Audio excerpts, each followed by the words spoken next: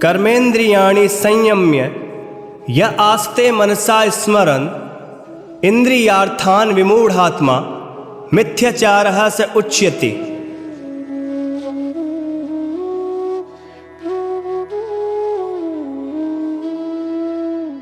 जो अपने कर्मेंद्रियों का हठपूर्वक दमन करके मन से इंद्रियों के विषयों के बारे में मनन करता है, इंद्रियों के विषयों में मोहित है, वह मिथ्याचारी कहा जाता है।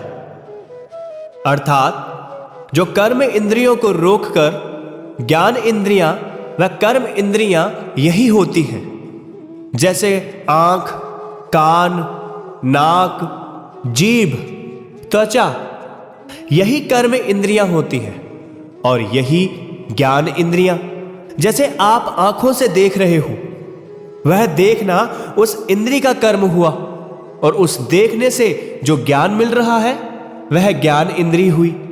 जैसे जीभ से कोई चीज खा पी रहे हैं तो वह कर्म हुआ और उसे खाने पीने से जो रस प्राप्त हो रहा है वह ज्ञान है। जैसे आपने कोई मिठाई खाई, उस मिठाई का स्वाद मन तक ज्ञान इंद्रिय पहुंचाती है। जैसे मिठाई खाने के 1 साल बाद भी उस मिठाई का जिक्र होता है तो मुंह में पानी आ जाता है।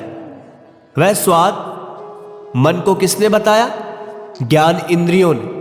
बाकी जीभ, दांत, मुंह ने तो अपना कर्म किया, इसलिए यह कर्म इंद्रिय हुई। ज्ञान इंद्रिय ने मन में रस भर दिया। एक उदाहरण, जैसे कान, स्त्रोत ने शब्द सुना तो स्त्रोत इंद्रिय ने कर्म किया। उस शब्द को सुनने से जो समझ हुई वह भीतर ज्ञान इंद्रिय ने कार्य किया। वैसे तो मनुष्य का संपूर्ण शरीर ही कर्म इंद्रियां है। जैसे त्वचा का आनंद स्पर्श से होता है और त्वचा पूरे शरीर पर है, इन कर्म इंद्रियों को यानी पूरे शरीर को हठपूर्वक रोककर मन से विषयों का मनन करता है, वह मूढ़ बुद्धि वाला मनुष्य मिथ्याचारी, दंभी कहा जाता है।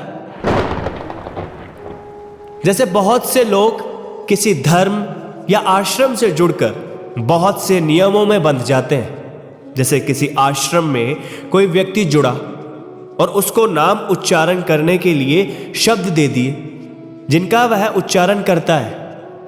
उस शब्द का मतलब उसको पता ही नहीं। यह ज्ञान शब्दों का नहीं, भावों का है। भाव कुछ और है, शब्द कुछ और है, तो उस व्यक्ति को मुक्ति नहीं मिलेगी। चलो शब्द तो दे दिए, जिनके मतलब का पता उनको शायद कभी ना चल पाए, लेकिन कुछ नियम भी तो होते हैं, फिर उन नियमों पर भी चलना है। जैसे शराब नहीं पीना, पराई स्त्री को नहीं देखना। फिर वह व्यक्ति धर्म के दबाव में आकर ऊपर से इंद्रियों को हठपूर्वक रोक देता है और मन से उनका चिंतन यानी याद करता है। मेरा एक जानकार किसी आश्रम से जुड़ा हुआ था। उनके आश्रम का यह नियम था कि जो भी नाम लेगा उसको पराई स्त्री को नहीं देखना या संबंध नहीं बनाना। वह कई बार टीवी में फिल्म या गाने देखता तो मरने को हो जाता। मैंने कहा, अगर मन बस में नहीं है तो क्यों अपने आप को धोखा दे रहा है? नाम लेने की वजह से उसने ऊपर से इंद्रियों को हठपूर्वक रोक रखा था, लेकिन किसी औरत का जिक्र करने पर बातों में रस उसी नामधारी को सबसे ज्यादा आता था। यानी सभी लोग ऐसी बातें करके उसका मजाक उड़ाते थे। ऐसे ही ज्यादातर लोग अज्ञान की वजह से दंभी, मूढ़ी बनकर ज्ञान का चोला ओढ़े घूमते मिल जाएंगे बाजार में। जो इच्छा अनकॉन्शियस में दब गई, वह इच्छा शरीर मरने के बाद मनुष्य को दोबारा जन्म दिला देती है। जब तक भीतर इच्छा है तब तक संसार की दौड़ में वह व्यक्ति माना जाएगा। ना भोगना है, भोग के प्रति जागना है। जो जाग गया उसके बाद वह योगी है।